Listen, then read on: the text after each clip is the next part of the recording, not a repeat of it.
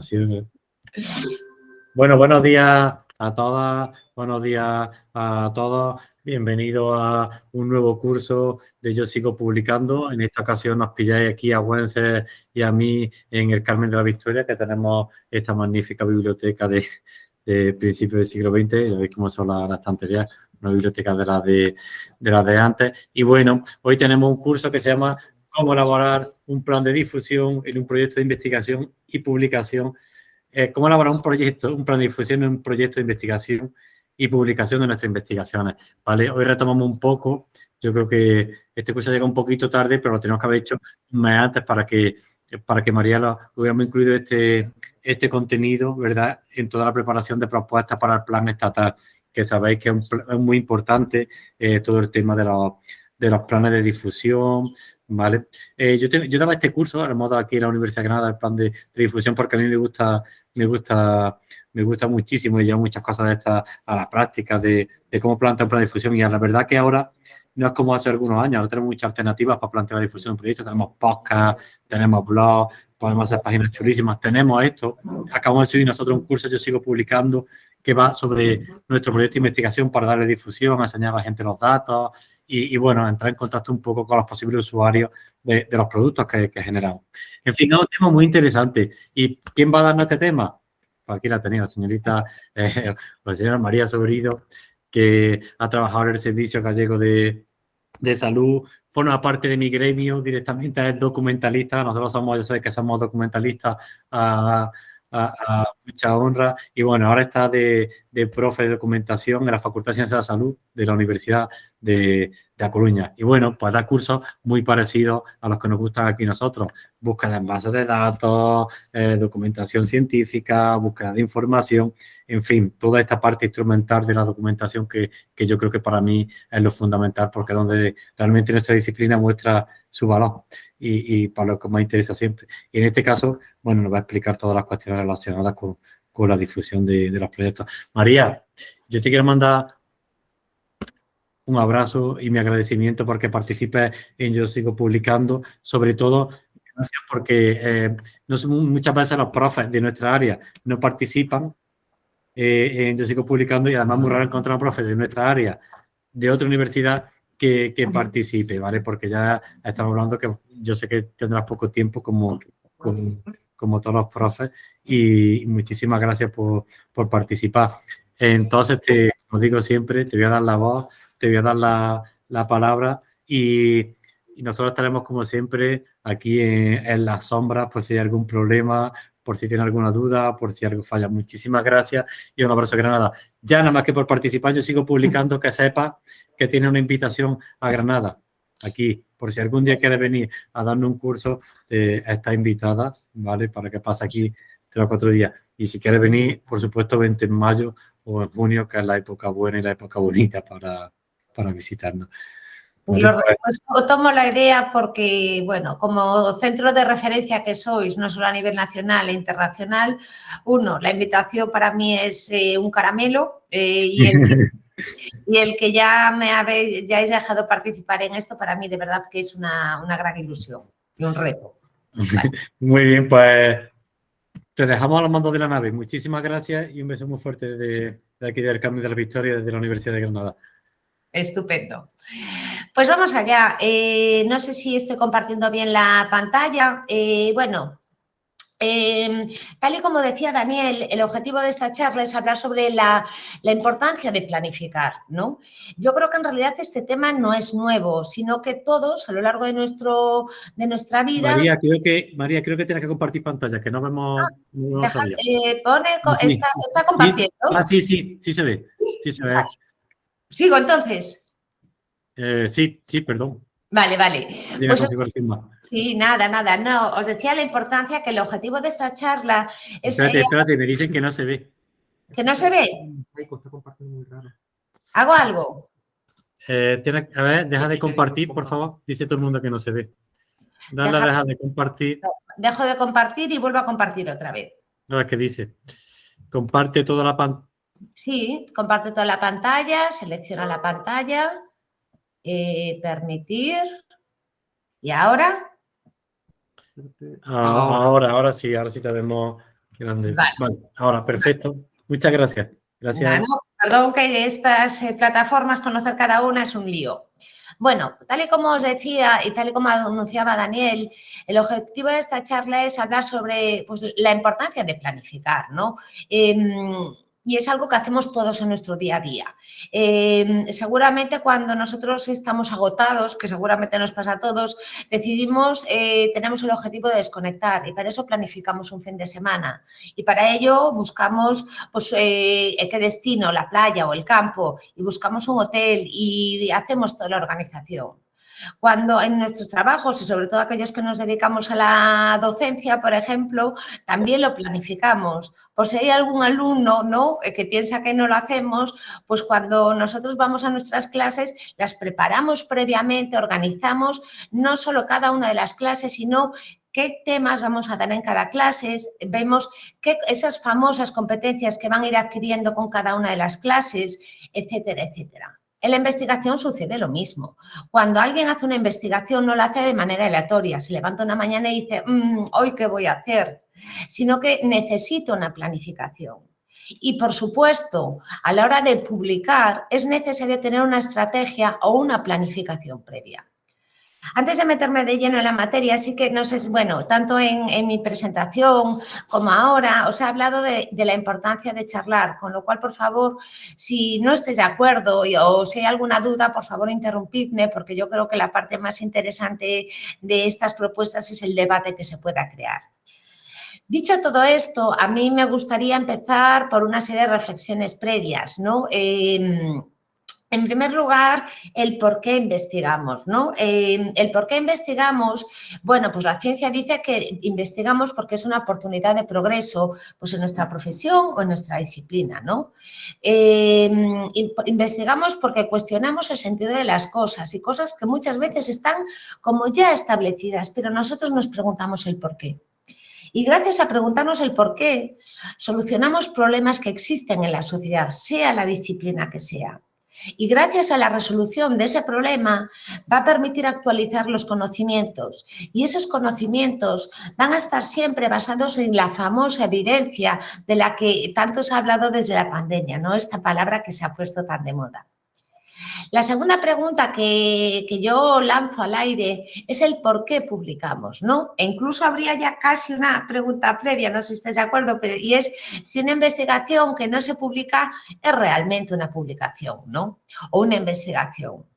Mi opinión personal sería un no rotundo, porque si yo hago una investigación, por muy buena que sea, y la guardo en el cajón, pues yo casi le llamaría apuntes, anotaciones, pero el fin de investigar es dar a conocer y, por lo tanto, una investigación que no se publica es realmente no es una investigación.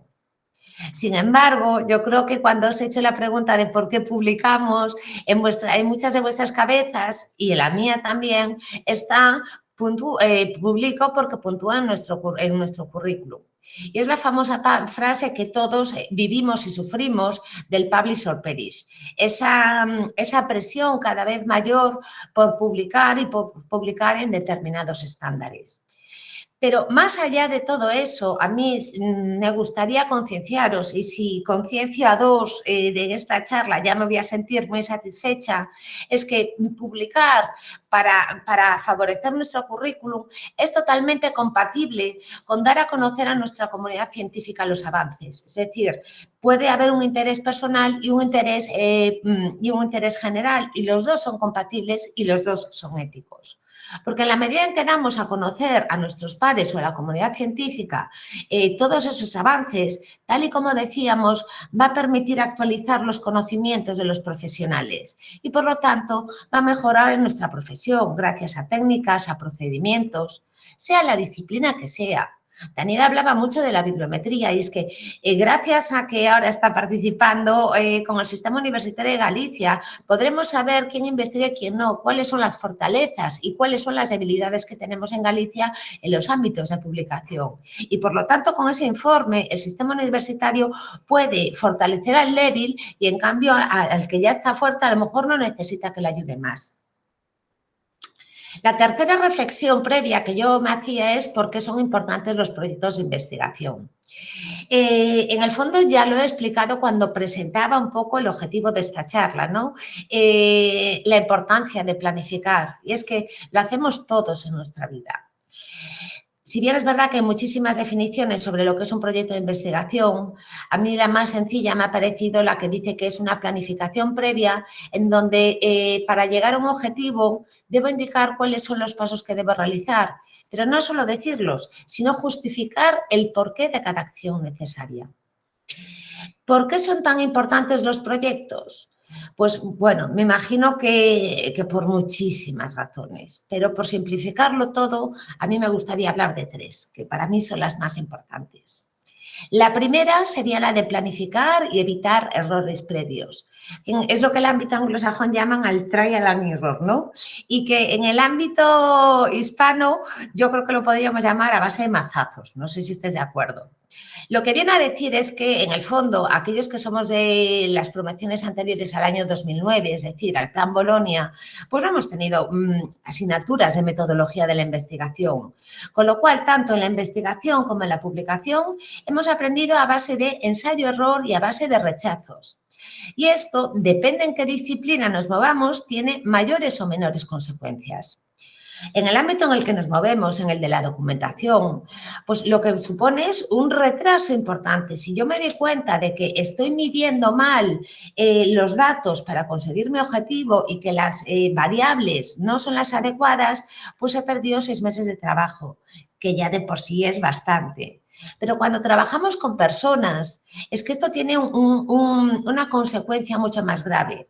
Si hay alguien en el ámbito de la educación primaria, etcétera, cuando le pasa un cuestionario y ese cuestionario está mal, es que tiene que volver a pasarlo y tiene que volver a pedir un permiso y eso tiene consecuencias muy importantes.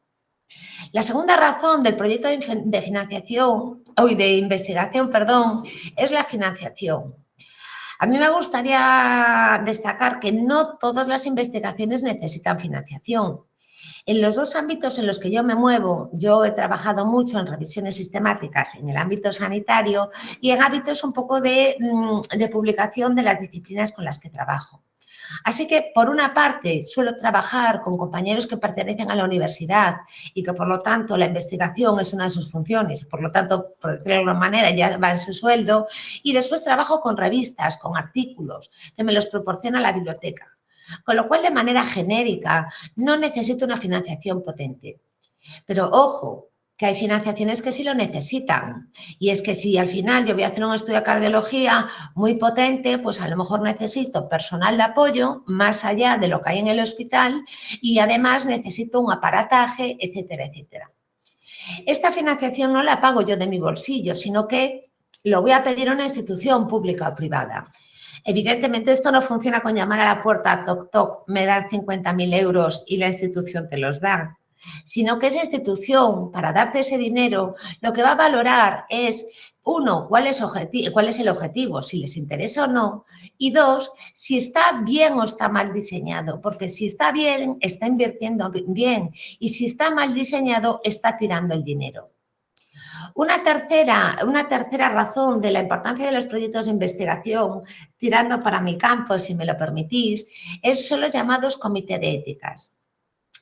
Aunque sé que afecta a otros ámbitos, en el ámbito sanitario tiene una repercusión brutal. Tras las barbaridades cometidas durante el imperio nazi, en el año 40 y pico, salen los juicios de Nuremberg, no sé si os suena, y por primera vez en la humanidad se declaran los crímenes contra la humanidad. Es la primera vez en la historia. Y se dice que no todo vale en la investigación, sino que en la investigación tenemos que tener unos límites. Y como en el ámbito de ciencias de la salud somos muy rápidos, tardamos 20 años, hasta el año 64, en realizar una declaración o un marco de referencia en donde trabajar. Es lo que se llama la Declaración de Helsinki. Esta declaración tiene 5 puntos importantes, ¿vale? Pero a mí me gustaría detenerme en 2 objetos de esta presentación. Lo primero que dice en la Declaración de Helsinki es que siempre que investiguemos con humanos debemos de realizar un protocolo o un proyecto. Es una exigencia. Y en segundo lugar, lo que dice es que todo proyecto de investigación debe pasar por un comité de ética. Porque ese comité de ética va a valorar si éticamente cumple los requisitos y también técnicamente, lo acabamos de decir. Si falla en el procedimiento y molesta a los pacientes, en el fondo es técnica, pero también es ética porque estamos molestando. Es verdad que, bueno, para poder entender el proyecto de investigación y ya enlazarlo con el plan de difusión, yo he partido un poco de la estructura INRIT o INRAD, que aunque entiendo que varía de una disciplina a otra, yo creo que todos nos podemos sentir de algún modo identificados, ¿no? En el artículo científico esa sería la fórmula y en el plan de investigación o el proyecto de investigación evidentemente no tenemos ni resultados ni discusión porque es una planificación, no es una declaración de intenciones. Pero sí que existe una introducción y una metodología que son fundamentales. El por qué, la introducción, es el por qué es importante. Gracias a este apartado yo tengo que convencer de que mi estudio es pertinente y que va a tener una aplicación y que va a tener una repercusión y que va a mejorar a la sociedad. Gracias a la metodología, lo que le voy a demostrar al lector, a la institución a la que me vaya a evaluar, es que el estudio está bien diseñado, es válido, validez interna y validez externa, y que por lo tanto lo voy a poder llevar a cabo. Pero en un proyecto de investigación, aunque tiene muchos más apartados y vuelvo a decir que varía de acuerdo a la disciplina, hay dos elementos fundamentales: la memoria económica y el plan de difusión. La memoria económica lo que viene a decir es cuánto dinero necesito, ¿no?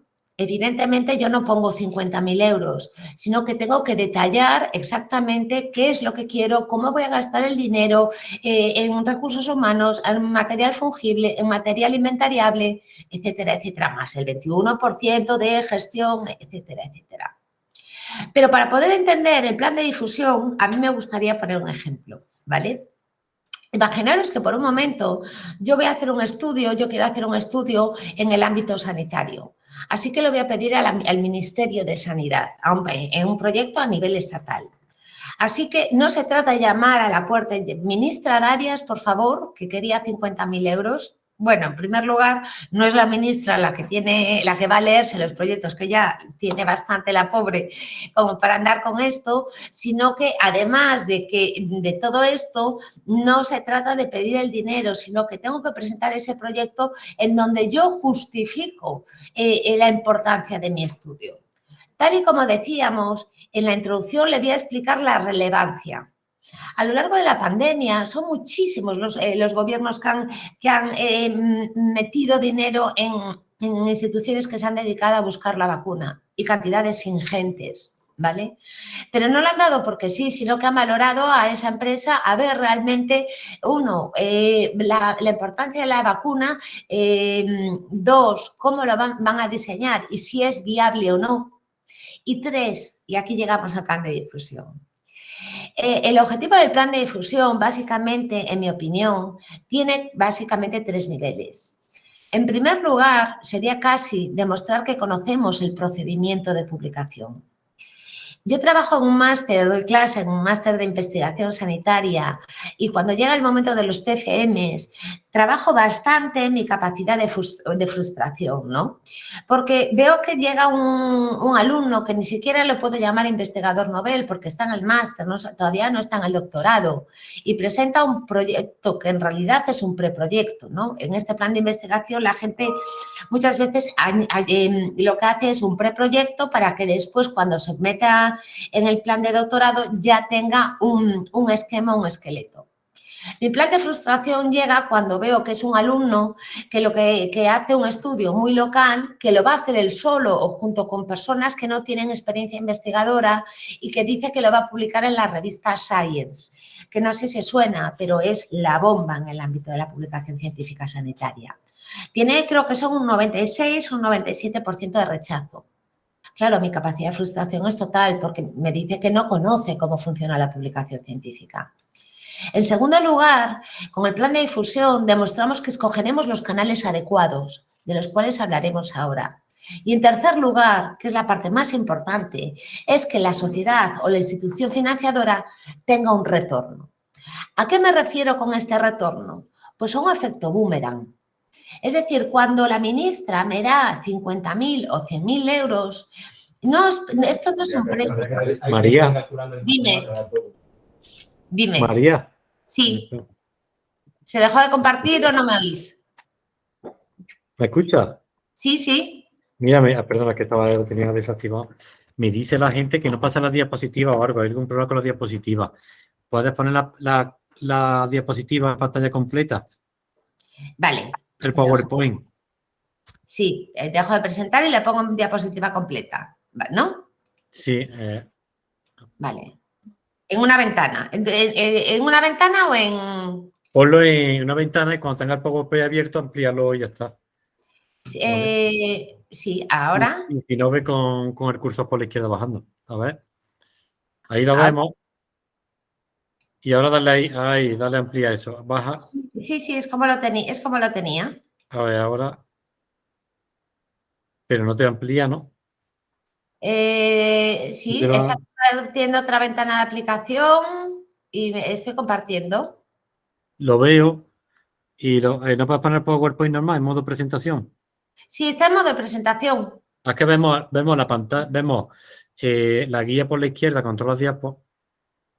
Sí, pues yo lo tengo en formato presentación, ¿eh?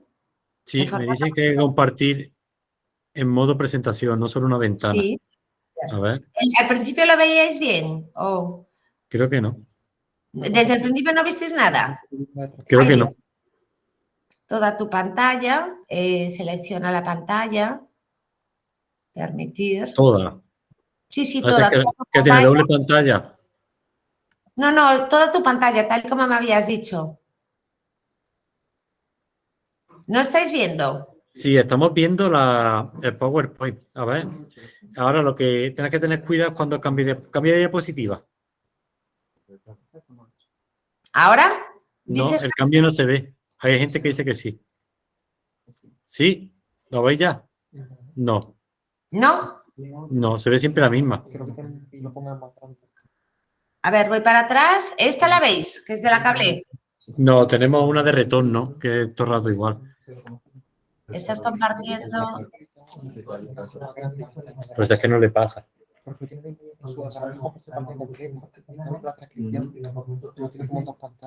Es que estás compartiendo la transcripción.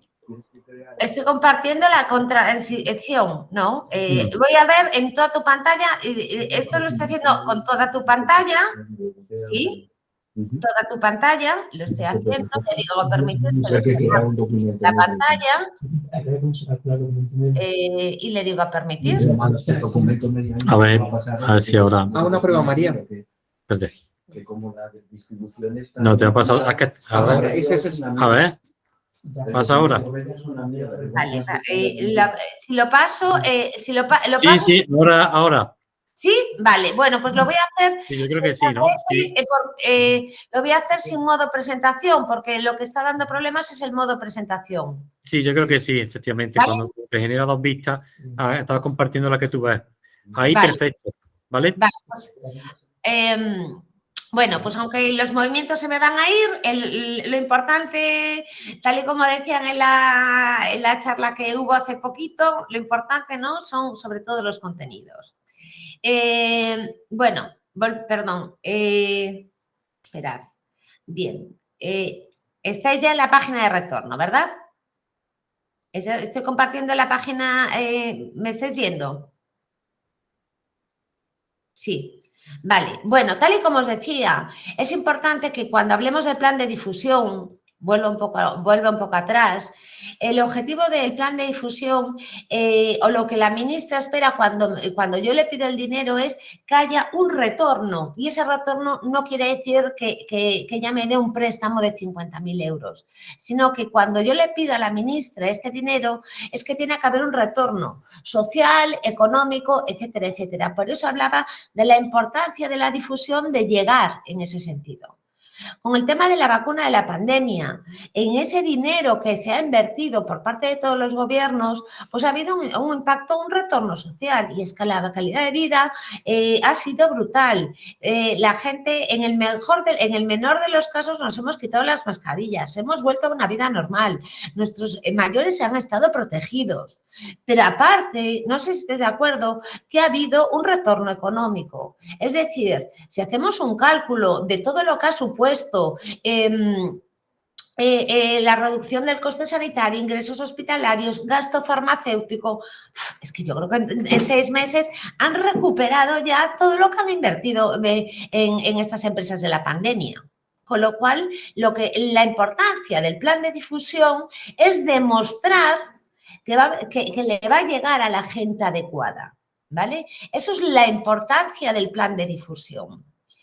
Es importante tener en cuenta que cuando yo hablo de la importancia de llegar al colectivo adecuado, los canales pueden ser muy variados. Y es que de acuerdo a cada disciplina nos movemos de diferentes maneras. Yo creo que en el ámbito de la educación primaria, vuelvo un poco a los mismos ejemplos, pues seguramente se mueven muchos en chats, en foros. En el mundo de la enfermería, los congresos tienen una grandísima importancia. Y en el mundo, por ejemplo, de la medicina, las revistas son fundamentales. Sin embargo, más allá de estas especificidades y con el permiso del grupo de Yo Sigo Publicando, que es experto y su osadía establecer pautas muy estrictas, yo creo que cuando hablamos de congresos y de revistas son dos niveles diferentes. A este respecto también hubo una charla hace algún tiempo. Los congresos son en general, al menos en mi ámbito, más pensados como una presentación de los resultados previos de una investigación. Tenéis que tener en cuenta que cuando yo llevo una comunicación a un congreso, al menos en nuestro ámbito, nos dan 7 minutos. La capacidad de impacto que yo tengo en estos 7 minutos es mínima y la capacidad para convencer de una técnica, de un procedimiento, es mínima en 7 minutos. Pero es que esto añádele que me dan un margen de 10 a 12 o de 10 a 11 en donde no solo hablo yo en estos 7 minutos, es que hay 6 o 7 personas con 7 minutos y el mensaje se diluye. Por lo tanto, en general, aunque las tecnologías han mejorado sustancialmente y ahora podemos estar en congresos online, te quedan grabadas, la repercusión que tiene un congreso es baja. Y por lo tanto, cuando hablamos de canales de difusión, es muy importante valorar la relación entre el coste y el beneficio, ¿no? Vuelvo un poco a mi capacidad, a la capacidad de frustración que yo tengo a veces con mis alumnos, ¿no? Que espero que no haya alguno y si no, que lo digo con cariño. Pero cuando veo que un alumno me presenta un trabajo, un proyecto sobre un sitio de un pueblo de Galicia y pretende plantearlo o menor, ¿vale? Y además es su primera investigación al Congreso Internacional que se elabora en Washington y que ya le va a costar, va a pedir 2.000 euros, bueno, pues entonces la relación de coste-beneficio a mí me parece desproporcionada. Yo creo, y esta es una opinión personal, o por lo menos en mi ámbito, que los congresos son muy importantes, pero son muy importantes para comunicarnos con nuestros pares, para crear redes de contacto o incluso para tener un feedback sobre ese resultado previo que todavía no se ha publicado. De esta manera, a través de este feedback, yo lo que voy sabiendo es si de repente en Granada están haciendo el mismo estudio, si lo hacen de otra manera o si la forma en que yo lo estoy haciendo ya lo han hecho y han fracasado. Y eso es un enriquecimiento. Por el contrario, las revistas ya son pensadas para los resultados definitivos. Entre otras cosas, está escrito, la gente lo lee de manera más calmada, queda constancia y la capacidad de reflexión y de asimilación de la información es muchísimo más alta. Con lo cual, la repercusión debería de decir que es media alta. Sin embargo, de manera intencionada, pongo que la repercusión es incierta. ¿Por qué? Pues básicamente por dos cuestiones. En primer lugar, tal y como, bueno, pues sí que es verdad que es un estudio antiguo, pero lo que viene a decir es que la mayor parte de los artículos que se envían han sido rechazados al menos una vez. Con lo cual, aquellos investigadores noveles que me estéis escuchando, aquellos doctorandos, yo mi recomendación es que trabajéis ante todo vuestra capacidad de frustración y que no lo veáis como un fracaso, y no sé si en esto estoy de acuerdo, yo sigo publicando, sino como una oportunidad de progreso. Cuando los revisores nos mandan las correcciones, es un acto formativo y de ellos no solo tenemos que aprender para mejorar este artículo, sino para aprender a mejorar, a escribir, a redactar, etcétera, etcétera. Y es que es importante para poder hablar de los errores, tener en cuenta que quienes nos evalúan nuestros trabajos son los editores en primer lugar y después esos revisores externos. De acuerdo a un estudio, perdonad que como estaba pensado con movimiento queda un poco raro, ¿vale? Pero de acuerdo a un estudio del año 2020 en el ámbito biosanitario, nos hablan un poco de las principales causas de rechazo que están existiendo en las publicaciones científicas en el ámbito biosanitario. Hablan de fallos éticos, que esos ya veis que los he tachado, porque es que quiero pensar que en este grupo esos fallos no existen. El plagio, el copia y pega, las autorías fantasmas, etcétera, etcétera, ¿no? Los fallos en la investigación de la muestra, el análisis estadístico, ahí tampoco me voy a meter. Fijaros que ya solo metiéndome en los fallos de redacción y de publicación nos hablan de dos elementos que se supone que son básicos, pero es que estamos hablando de que nos lo están rechazando. Nos hablan de una introducción en donde no justificamos adecuadamente o no decimos qué aplicabilidad va a tener nuestro estudio. Nos dicen que la introducción o el acercamiento al problema es pobre, que la introducción es inadecuada y que el apoyo bibliográfico es deficiente. Nos hablan de la redacción, pero fijaros que dentro de la redacción nos dicen que tenemos unos fallos tremendos, porque nos dicen que no cumplimos ni siquiera el INRI, que es como un concepto básico, que tenemos una estructura gramatical deficiente y que no revisamos con detenimiento las guías para autores. Y esto es importante a la hora de planificar nuestro plan de difusión. Los revisores externos, además de los errores que nos hablan, nos dicen que también, o sea, no solo hacemos mal la introducción, sino que además, y la redacción, sino que nos hablan también de que la metodología es adecuada. Que nos quedamos muy cortos a la hora de describir la metodología y que en cambio en la discusión sobreinterpretamos, ¿vale? O a veces interpretamos por debajo. Pero he marcado en rojo el tema de las barreras idiomáticas. Y no sé si vuelvo un poco a hacer referencia a este grupo que lo integra, el tema de las barreras idiomáticas. Muchas veces pensamos que, bueno, pues sabréis más o menos inglés, pero que hablando inglés puedo escribir un artículo en inglés, pero no es así. Una cosa es hablar inglés y otra cosa es escribir en un inglés técnico para una revista científica. Y además no solo eso, sino las diferencias culturales. Yo misma he cometido el error, creo recordar, en 2 ocasiones, en donde he mandado a traducir un artículo a una revista, a un traductor inglés. Y lo mando a una revista americana y la revista americana me ha dicho, María, tu inglés no es bueno. Así que todo esto es importante tenerlo en cuenta. Es importante tenerlo en cuenta en ese plan de difusión en el cual ahora ya, aunque hemos ido adelantando, me meto ya de lleno. Y me meto ya de lleno y si me lo permitís, la forma en la que yo daría unas pautas básicas son las que yo suelo hacer con mis alumnos, ¿vale? Así que yo cuando les hablo de un plan de difusión, les planteo una primera pregunta, ¿no? Y es, ¿a quién le interesa mi trabajo? Por cierto, estoy compartiendo, ¿se sigue viendo? Sí. ¿Sí? Vale, genial. Pues cuando les digo a mis alumnos del máster a quién le interesa mi trabajo, estoy hablando del colectivo Diana.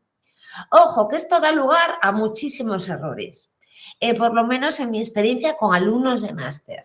Y es que, en general, muchas veces tenemos una mentalidad endogámica, es decir, como yo soy enfermero, voy a publicar para enfermeros. Como yo soy arquitecto, voy a publicar para arquitectos.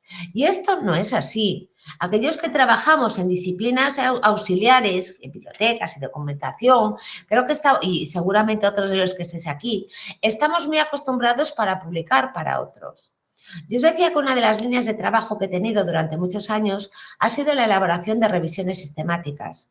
Cuando hago una revisión sistemática sobre si es efectivo el screening auditivo en recién nacidos, no les interesa a los documentalistas, les interesa a los otorrinos, a los enfermeros en otorrino y a los gestores, y por lo tanto mi público es ese. La segunda cuestión en las que yo remarco es que no confundir colectivo de interés. Es decir, interés, a mí me interesa, a mí como ciudadana me interesa saberlo, ¿vale? Y además yo soy una gran curiosa, así que me interesa saber si funciona el screening auditivo, qué apósito es el mejor.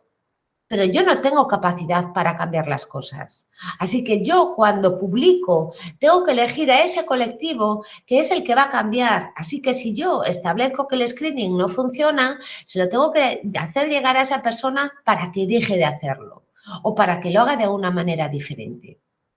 La segunda pregunta que yo les hago es el ámbito geográfico o incluso el contexto cultural. Volvemos un poco a mis queridos alumnos, ¿no? Y a esas primeras experiencias, que lo digo con cariño y seguramente a mí me hubiese pasado lo mismo. Pero si al final yo presento un proyecto interesante, pero en donde en un pueblo, en la Galicia remota, quiero saber qué percepción tienen los paisanos sobre su médico de familia, a lo mejor ese tema no es de interés o mi revista adecuada no es la revista americana. El contexto cultural de la Galicia profunda y de la América profunda, afortunadamente es diferente. 2, las funciones del médico de familia en España y en Estados Unidos es diferente y el sistema sanitario es totalmente diferente. Por lo tanto, tengo que pensar muy bien a quién le interesa ese estudio y sobre todo si es aplicable. Para el médico americano que esté perdido en un pueblo de Minnesota no le va a aportar nada y por lo tanto la revista americana no va a ser la revista más adecuada. La segunda pregunta que les hago una vez que tenemos claro y que hacemos la foto de a quién quiero dirigirme es ¿qué canal es el que utilizo? Más allá de esos congresos de los cuales ya hemos hablado, les vuelvo a enfatizar, al igual que vosotros, sobre la importancia o sobre que es viable y es ético buscar los dos intereses. Es ético publicar porque interesa para mi currículum, pero al mismo tiempo tengo que buscar en la medida de lo posible esa capacidad de retorno. Y así espero explicároslo en las partes que me quedan.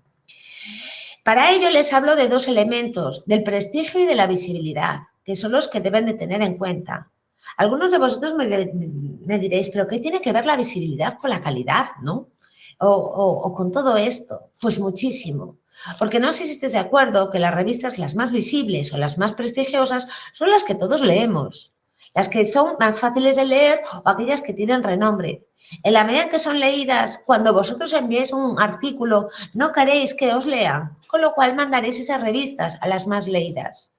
En la medida en que reciben más manuscritos, ponen estándares rigurosos. Es decir, si yo mañana tengo que sacar el número de febrero de una revista y solo he recibido 10 artículos y tengo que publicar 10 artículos en el número de febrero, cojo esos 10, sean buenos o malos. Sin embargo, si tengo que sacar en febrero 10 artículos y he recibido 100, elijo los mejores. Con lo cual, de alguna manera, prestigio y visibilidad influyen. Es más, volviendo al publish or perish, es importante tener en cuenta que, aún en menor medida, nos hablan también del número de citas totales, con lo cual este criterio también es tenido en cuenta pues, por la ANECA o por las agencias autonómicas en este sentido. Pero, ¿qué es lo que determina la visibilidad de una revista? Pues en realidad muchísimas cosas, pero a mí me gustaría destacar básicamente dos, ¿no? En primer lugar, el idioma. No sé si estáis de acuerdo que el hecho de que una revista esté en checo tiene menos posibilidades de ser leída que una revista en inglés, aunque el artículo en checo sea buenísimo. En ese sentido, evidentemente, las revistas anglosajonas ya siempre han publicado en inglés, pero en el ámbito nórdico, en Europa, ya todas las revistas publican también en inglés, si cogéis las revistas escandinavas, nórdicas, etcétera, etcétera. En Asia, desde hace unos años, ya también prácticamente todas las revistas en mi ámbito, ¿vale? En el ámbito sanitario, publican en inglés. En el ámbito hispano nos está costando un poco más, porque todos sabemos, y no hace falta explicarlo, que tenemos una dificultad con el tema del idioma. Pero en este sentido ya empieza a haber revistas de diferentes ámbitos que están publicando en revistas o a veces en los dos idiomas, la revista latinoamericana de enfermaging o incluso en la revista española de psicología, que publica exclusivamente en inglés y que ha sido una de las principales razones por las que ha conseguido estar con factor de impacto ya desde hace años. El segundo elemento sería el de la gratuidad y el de los derechos de autor. Yo creo que es básico y no hace falta entretenerse mucho en esto, es que el hecho de que una revista sea gratis y que esté en internet y que acceda a un clic va a ser más fácil de que lo lea que si lo tengo que pedir a un artículo, a una revista, que tarde tiempo en llegar, etcétera, etcétera. Con lo cual, el hecho de que sea gratis hace que sea más visible y que por lo tanto lo lean más gente. Pero más allá de que sea gratis, hay un segundo escalón y es el tema de los derechos de autor. Es decir, lo que llamamos el Open Access, las revistas Open Access. En una revista gratuita, el artículo está disponible, pero los derechos de autor los retiene la editorial. Mientras que una revista Open Access, los derechos de autor me siguen perteneciendo a mí. Y eso quiere decir que yo lo puedo colgar en plataformas que le den visibilidad, ResearchGate, Dialnet, etcétera. Daniel antes al principio me hablaba un poco de la búsqueda de las bases de datos, de todo esto de la búsqueda de la información. Pero más allá de que nos matemos con la razón de los procedimientos más adecuados, la realidad es que el usuario final muchas veces va a Google, busca rápido y si encuentra un artículo en ResearchGate es el que se lee. Y está demostrado que colgando el PDF en este tipo de plataformas, tengo más posibilidades de ser leído y, por lo tanto, más posibilidades de ser citado, que en el fondo, en las citas indican dos cosas, que ha tenido impacto en mi trabajo, que es lo que estoy buscando y que va a tener un retorno, y dos, que estoy mejorando mi currículum y que la NECA lo va a tener en cuenta. En ese sentido, bueno, me imagino que todos conocéis la página del DOAG, en donde habla, que es un directorio de revistas de acceso en abierto y nos da una información bastante interesante. Ojo, porque sí que es verdad que las revistas del Open Access tienen muchas modalidades y ya sería irnos de este tema, pero que hay revistas que están totalmente gratis y Open Access y hay revistas en donde yo tengo que pagar por publicar.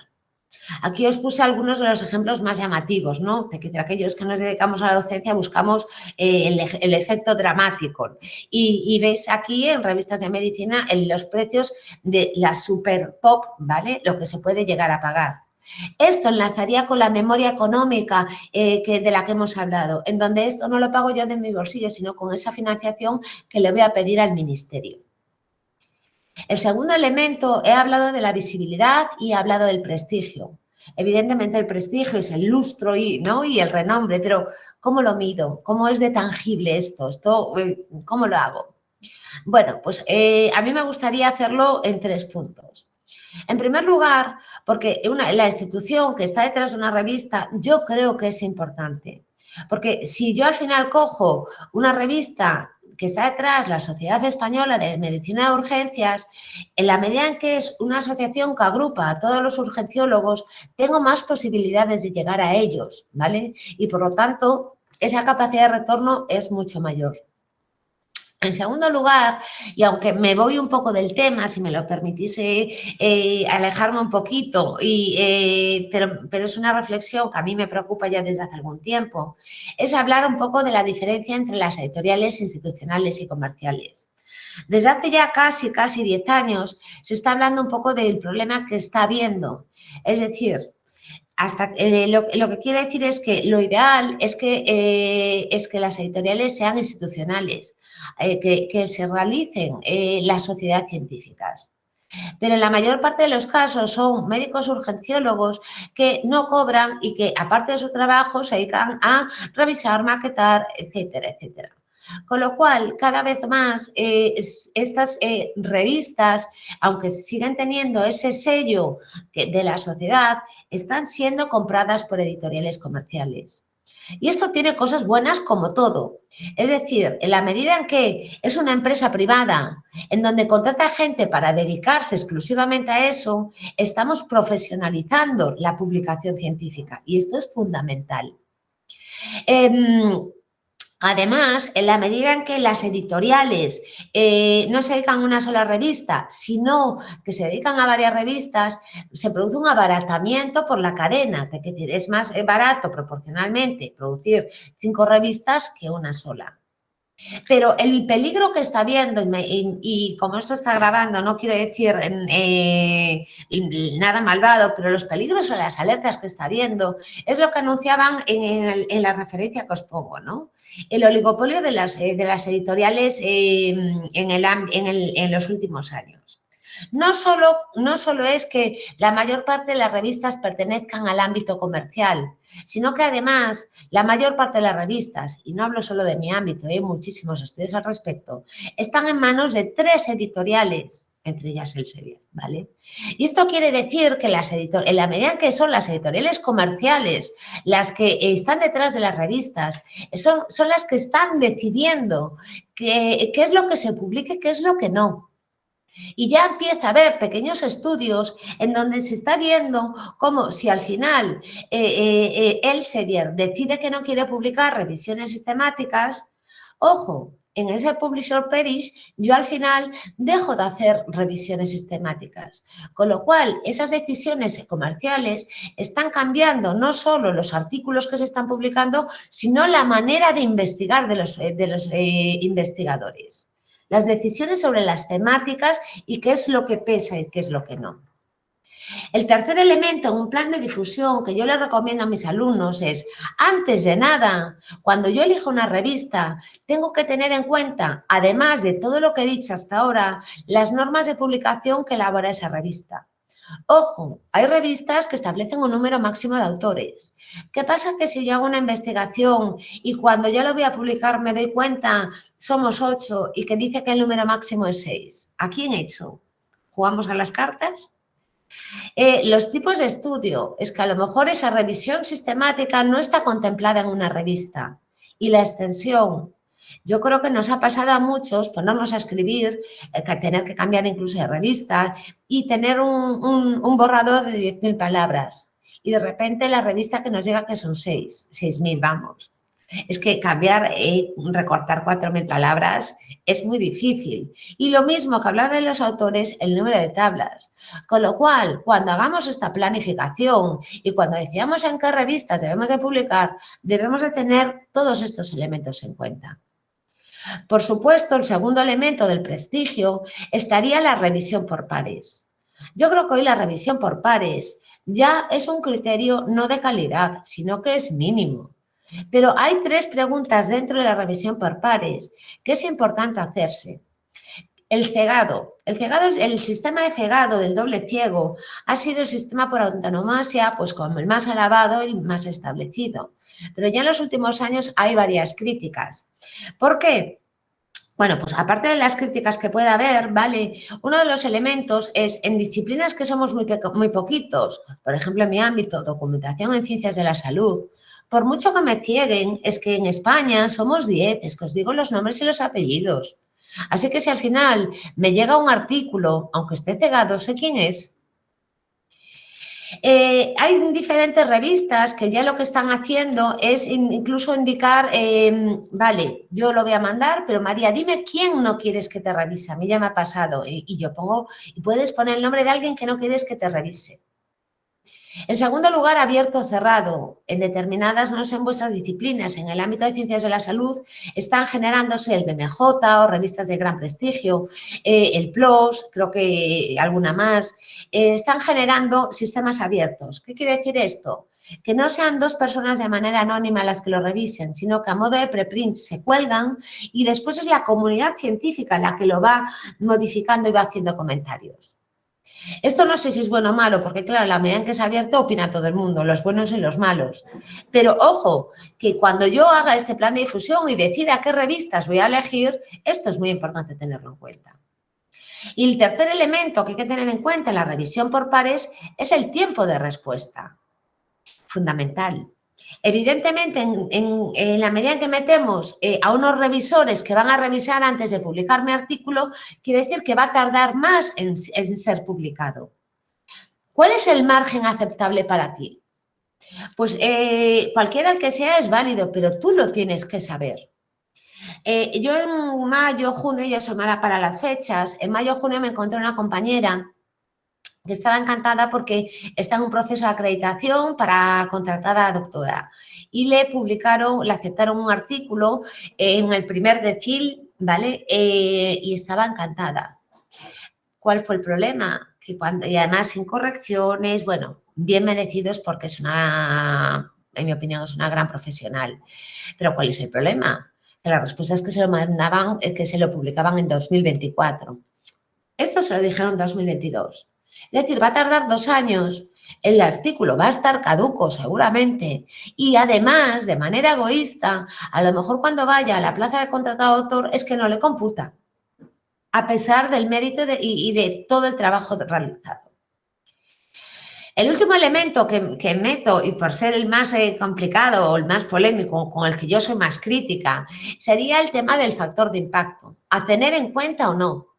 En primer lugar, la primera gran crítica, para aquellos que no lo sepáis, es que el factor de impacto está mal parido, porque nace como una herramienta bibliotecaria. Eugene Garfield, que es el que elaboró un poco todo este sistema, lo creó para que los bibliotecarios, cuando tuviesen que hacer las suscripciones de sus revistas, supiesen un poco cuáles son las revistas más populares y cuáles no. Pero como el sistema era muy bueno, pronto los investigadores nos lo robaron. Así que ya nace mal parido y de hecho son muchísimas las críticas que existen al respecto. Pero es que además de las críticas, que son infinitas y podría dar para muy largo, vuelve a haber 2 elementos muy importantes, pero a mí me gustaría destacar uno.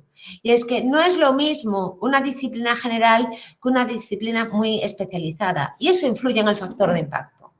Si yo voy a la revista Cáncer, y siento poner tantos ejemplos de mi ámbito, pero es en el que me muevo, la revista Cáncer tiene un factor de impacto de 180, por ejemplo, ¿vale? Que es una barbaridad. ¿Pero por qué? Porque es muy buena, evidentemente, pero la revista Cáncer le interesa a un oncólogo, pero le interesa a un cirujano, le interesa a un fisioterapeuta, le interesa a un enfermero, con lo cual tiene un público que le va a leer y que le va a citar. En el campo de documentación, en ciencias de la salud, si en España somos 10, en el mundo ¿cuántos seremos? Con lo cual, la capacidad de ser leído es muy pequeña y además es un ámbito tan especializado que no lo va a leer un arquitecto. Y además, en la medida en que a mayor impacto, mayor índice de rechazo, ¿vale? Con lo cual, cuando yo mando a una revista a publicar, las posibilidades de rechazo son muy importantes. En cualquier caso, sí que es verdad que esto es lo que hay y es lo que tenemos que aceptar. En el ámbito de un sexenio, en el ámbito de ciencias de la salud, fijaros la de cuartiles que nos piden, ¿no? Y si ya voy al mérito de ciencias de la salud para la acreditación a titular, 12 JCRs, 12, que se dicen pronto, ¿vale? Así que teniendo en cuenta todo esto, ¿cuáles son las soluciones? Bueno, pues Domingo de Ocampo hace relativamente poco dio una charla que estuvo muy bien y hablaba de muchas cosas. A mí me gustaría hablar de varias, mencionar, porque ya para eso estuvo esa charla. En primer lugar, planteárselo a largo recorrido, es decir, no pretendamos en nuestra primera investigación publicar en la revista Super Top, sino que todos lo hemos hecho y no sé si aquellos que ya tenéis una carrera investigadora empiezas en una revista un poco más local, cuando coges experiencia vas y vas subiendo a largo recorrido, ¿vale? Ese es el primer paso y el más importante, no intentar conseguir todo esto. Con la excepción de cuando yo formo parte de un grupo multidisciplinar, si al final aquellos que tenéis la suerte de estar en el grupo de investigación de Yo Sigo Publicando, que es un grupo de reconocido prestigio a nivel internacional y formáis parte de vuestros estudios, de ese estudio, evidentemente las posibilidades de empezar ya desde muy alto pues, son buenas. ¿Por qué? Porque ya tenéis porque vais a tener a Daniel, vais a tener a Vences, que ya va a ser vuestro evaluador interno y que os va a ir cortando cabezas antes de que lo mandéis a publicar. Pero si no, es muy importante ser realista a los investigadores noveles. También como solución están los trucos o las trampas, o más bien trucos, ¿no? Porque trampas parece que lo hacemos mal. Es que si veis la NECA y los sistemas de acreditación, en primer lugar y lo que más se puntúa es el Journal Citation Reports, pero que existen otras medidas de evaluación. Por ejemplo, el Journal Citation Reports tiene un claro sesgo hacia el ámbito americano y hacia el ámbito biosanitario, está demostrado con muchísimos estudios, ¿vale? Mientras que el CIMAGO tiene un sesgo más hacia el ámbito de las humanidades y más hacia el ámbito, europeo. Y yo puedo ponerlo y como segundo elemento puedo indicarlo en ese sentido. Puedo indicar que no tiene JCR, pero tiene el CIMAGO y eso lo tiene o lo debería de tener en cuenta lo deberían de tener en cuenta los evaluadores, sean del tipo que sea, dentro de mi universidad, dentro de la acreditación nacional, dentro de cualquier acreditación. Por lo tanto, es importante tener en cuenta que cuando hablo de plan de difusión, es muy importante hacerlo en varias fases, ¿no? En esas, a largo recorrido, ¿no? Como decía Domingo Docampo.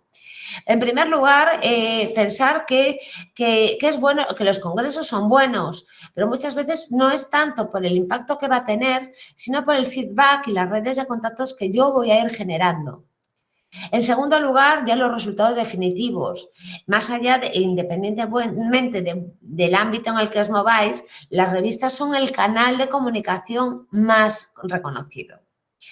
Pero cuando hablamos de un plan de difusión, y aquí no me quiero meter porque esto ya no es que diese para una charla, sino que daría casi para un máster, ¿no? Es el plan de difusión de datos. Cada vez más, el plan de difusión de datos nace con el Horizonte 2020 y ahora yo creo que ya estamos en el 2030, ¿no? Lo que habla, y esto lo tenemos que tener en cuenta. ¿De qué va todo esto del plan de difusión de datos? Ya se está empezando a pedir en muchos proyectos de investigación, ¿vale? Lo que viene a decir es, con esos datos, ¿qué voy a hacer? Porque yo, cuando hablaba antes de los resultados, yo con los resultados al final lo que le doy ya es el dato filtrado y global. Es decir, yo al final lo que le digo es que el 80% de los pacientes que se han vacunado ha funcionado, ¿vale? Pero no le doy paciente a paciente, sino que le doy el dato global. En lo que habla el plan de gestión de datos y el Horizonte 2020, que va mucho más allá, lo que viene a decir es que tenemos también tenemos que difundir esos datos que vamos generando de nuestra investigación. Ese Excel en donde hemos ido recogiendo todas las variables, ¿vale? Si fuese el paciente, la edad, etcétera, etcétera. Evidentemente, cuando se dice que tenemos que difundir estos datos, no puedo poner Daniel Torres Salinas, edad, enfermedad, ¿no? Atentaría contra la ley de protección de datos. Pero lo que se habla es que a partir de ahí sería codificado, es decir, lo tengo que codificar, anonimizar y a partir de ahí ya se está recomendando, ya se está pidiendo en los proyectos de investigación, que esto es muy importante, un plan de gestión de datos. En este plan de gestión de datos es, ¿qué voy a hacer después con estos datos? En este sentido, es importante tener en cuenta que ya existen plataformas para yo depositar esos resultados finales, ¿vale? Porque fijaros, esto del plan de difusión de datos, si antes hablábamos de que el plan de difusión lo que espera es un retorno, el plan de difusión de datos lo que espera es reutilizar. Y las posibilidades, aunque todavía estamos en pañales, son infinitas. ¿Por qué? Porque si al final Granada hace un estudio de algo muy concreto en la provincia, en Andalucía, yo hago lo mismo en Galicia y otro lo hace en Cataluña, y lo depositamos, al final lo que podemos hacer es juntar todos los datos, no volver a tener que hacer en ese estudio para España, sino volver a juntar todos esos datos, reutilizarlos y al final tenemos una información mucho más global. Y estos casos lo pongo en el caso de España, pero ¿y si esto lo hacemos a nivel mundial? De hecho, durante la pandemia se creó de manera adelantada ya una plataforma que era de plan de gestión de datos en donde la gente, a medida que se iba generando los datos, los fuese poniendo los datos de pacientes fallecidos con problemas, etcétera, etcétera. ¿Para qué? Para reutilizar todos estos datos, porque gracias a eso se van sumando y teníamos una visión global que hasta ahora no teníamos. En definitiva, perdonad un segundo, para concluir y no mataros más con el aburrimiento, a mí me gustaría terminar con unas conclusiones como deben de terminar cualquier charla. En mi opinión, la publicación es el proceso final y para mí el más importante de toda investigación. Dada la importancia que tiene, porque no solo buscamos tener un buen mérito, sino llegar a tener un retorno, debemos de planificarlo adecuadamente y debemos de combinar ambos intereses. Que puntúe mi currículum, que se me valore y que además tenga interés general. Porque, ojo, de hecho, la razón por la que puntúa en nuestro currículum es porque se supone que hemos mejorado a la sociedad, no es al revés. A nosotros nos puntúan en nuestro currículum porque se da por hecho que cuando hemos publicado hemos tenido una capacidad de retorno. Y para ello debemos de preguntarnos quién tiene la capacidad de cambiar las cosas, que es cuando hablamos de ese público diana y cómo puedo llegar a ellos, a esos canales de difusión. ¿Qué revistas elijo? Elijo tener que me lean más fácilmente, aunque no tenga factor de impacto, pero tengo citas, pero llega la gente. O busco esas revistas de supercalidad, de prestigio, factor de impacto, revisión por pares, tiempo de tardanza, etcétera, etcétera. En cualquier caso, bueno, pues hasta aquí mi presentación, vuestras son las valoraciones y espero, bueno, pues haber hecho una buena reflexión, más que una clase, sobre la importancia de un plan de difusión en la publicación científica. Muchas gracias.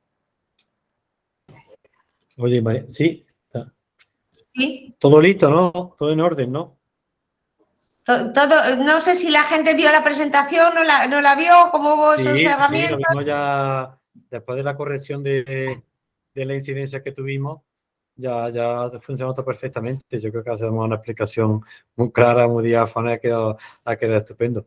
Oye, María, yo me ratifico en mis promesas y la gente que me conoce sabe que las cumplo. Está invitada a Granada.